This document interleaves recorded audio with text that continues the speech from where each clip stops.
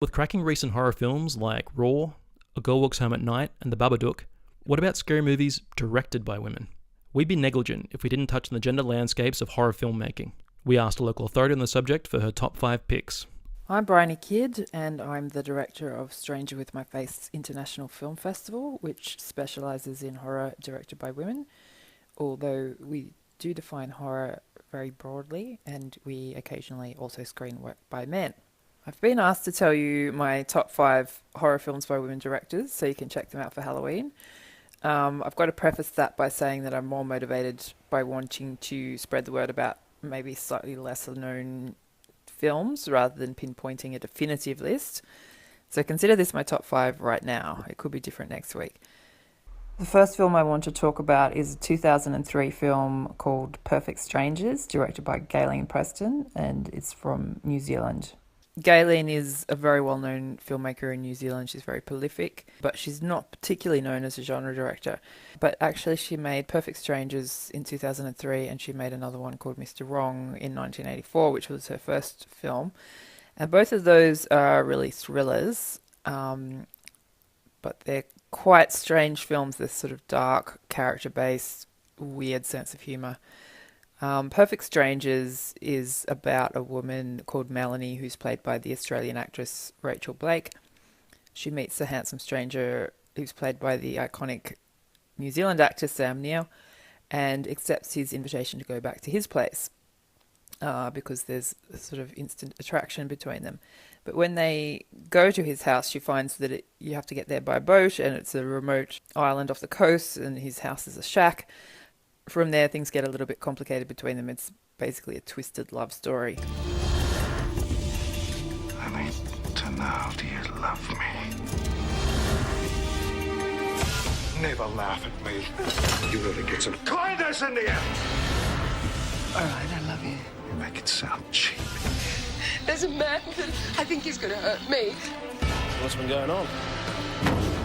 What happened? Nothing. I'll look after you. Nothing wrong with him. You have to love me. I just want to go home. It's an amazing film. I don't think it's had its full recognition yet. We did screen it at Stranger with My Face this year, along with Mr. Wrong. They're both the kind of films that slightly defy genre definition, and I think when they came out, probably were a little bit difficult to sell because they were hard to categorize. But that's the kind of film that I'm really interested in, things that maybe don't sit squarely within one genre. So whether you could call it horror or thriller or something else or some hybrid form, you know, it's interesting from an academic point of view, but it actually doesn't really matter because they're just fantastic films. The next film I want to talk about is a 1982 slasher film called The Slumber Massacre, which is directed by Amy Holden-Jones. This is a really interesting one because it's basically a pretty straightforward slasher plot about a group of teenage girls who are having a slumber party, as the title would suggest, and there is a killer on the loose in the neighborhood who uses a power drill. The basketball team is planning a party. A slumber party.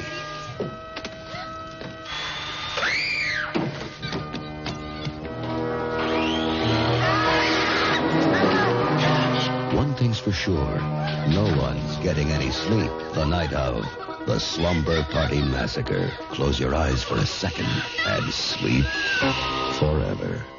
The origins of the film were that it was written by Rita Mae Brown, who's a well-known feminist author, and she wrote it as a parody of the slasher genre. So as a result of that, it has some quite big humour in it, I guess. There's a lot of phallic symbolism and a lot of ideas about penetration and all this kind of stuff that's sort of making fun of the genre. But actually, Amy Holden-Jones directed it as if it was a regular slasher film, so she didn't direct it as a spoof.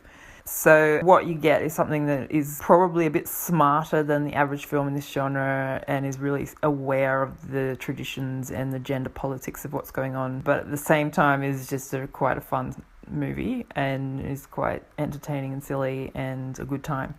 So yeah, I suggest checking this one out.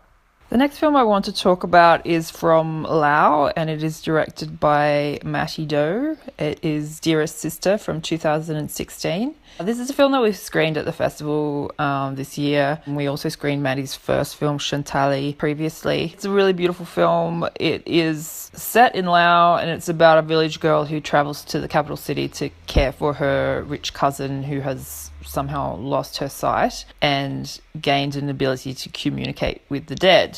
And then something happens, which I won't go into, but makes it so that this village girl has a way to get money and become rich. And it's sort of a power struggle between the two women because one has control and one doesn't, and one is looking for a better life.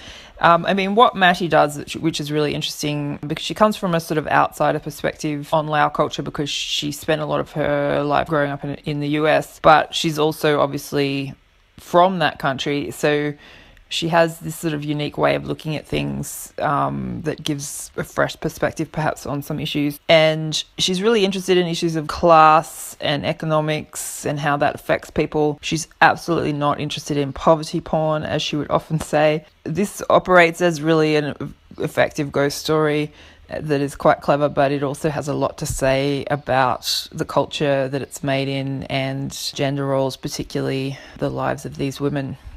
The next film I want to talk about is a film from 1990 by a very well-known director. This is probably one of her lesser-known titles. It is Catherine Bigelow's Blue Steel. Whether or not this is horror, I guess, is debatable. It's a thriller, it's an action thriller. But as I say all the time, I don't really care about strict genre definitions, so you'll just have to give me that leeway. So it stars the wonderful Jamie Lee Curtis as a young rookie cop called Megan Turner, and she ends up killing and shooting a suspect while he's holding up a grocery store. And unbeknownst to her, somebody is watching this happen and becomes fixated with the image of her, a young woman, holding a gun and blowing someone away with it. And that person becomes a stalker and becomes a killer. Jamie Lee Curtis is a cop with a problem. Robert! On the floor! Put the gun down now!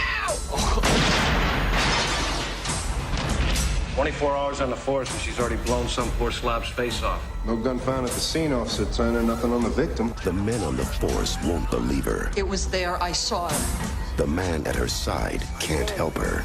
I think somebody out there likes you. And the man in her arms is the killer. We have to stop him. Death. It's the greatest kick of all. Blue Steel, a point-blank thriller. It's a fascinating film because it's very suspenseful, it's very entertaining, but it's really about the symbolism and maybe the fetishization of violence. Because, it has this wonderful stylized opening sequence where you see Megan getting ready for her graduation ceremony from the police academy, and she's putting on her dress uniform, and it's very much like, oh, this uniform is her identity now, but what does that mean, and what does it mean to see a woman in a uniform? The gender politics of it is so interesting because there's a man that she meets who's played by Ron Silver, there's one of her colleagues, a detective played by Clancy Brown. They sort of define her by her new role as a cop, and they respond to it in different ways. It makes them perhaps uncomfortable. Yeah, you can't go into it too much without spoilers, but it's a fantastic film. The cast is great. The themes are really, really interesting. And Megan's best friend is played by a wonderful actress, Elizabeth Pena, who unfortunately died relatively recently, but it's a great role for her as well. Her mother is played by the Academy Award winning actress Louise Fletcher. It's just a great film, and it works on the level of pure entertainment, but it's very, very smart. And this is the sort of cinema that I really wish Catherine Bigelow would return to, but she doesn't seem to be showing much interest in it. She's sort of moved into a different direction in her career now. But yeah, I definitely recommend that you give Blue Steel a watch if you haven't yet seen it. Finally, I want to talk about a micro-budget feature from 2010 called Schooner of Blood. It's a really, really low-budget film directed by Kate Glover. Kate is now quite a successful producer working in the UK. So when she made this, she was very young, and this was her let's get together a group of friends and let's get a location, which was a pub in Sydney, and just make a feature film. So it's pretty rough.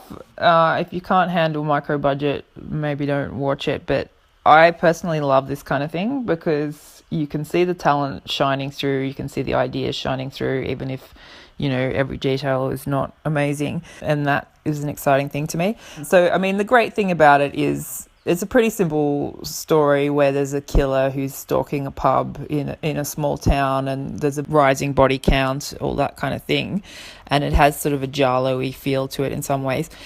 But what it does, which I love, is really make something of the Australian pub setting. And yes, there is a moment where somebody's killed in the sort of back room of the bar, and then you see the bar person pulling a beer and blood comes out of the tap into the beer glass.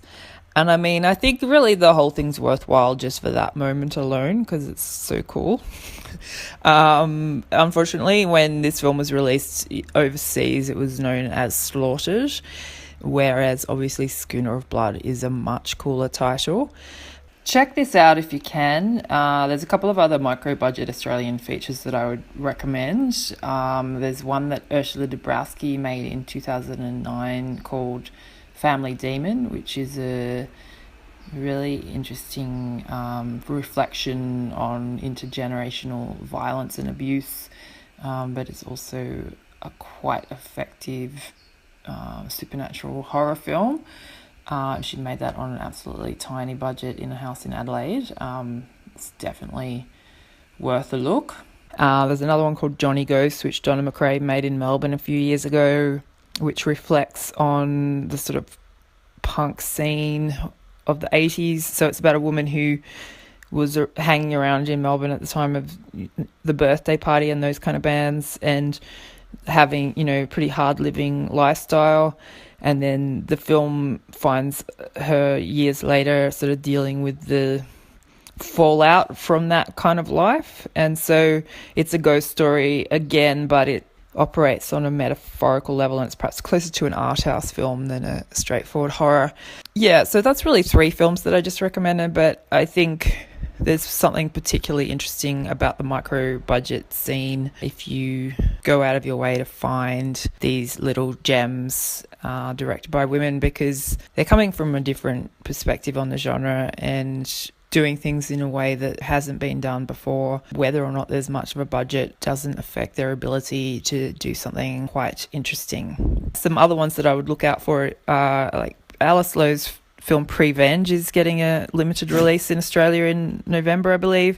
Donna McRae's second feature film, Lost Gully Road, is having its Australian premiere at Monsterfest in November. So there's a few things coming up. Check out Julia Ducournau's Raw on Blu-ray if you haven't already, because that's one of the most interesting women-directed genre films of the last year or two. It's a really striking, bold piece of work, and she's going to be definitely someone to watch in the future. And absolutely check out Karen Kusama's The Invitation, which is on Netflix if you haven't yet seen that, because it is brilliant.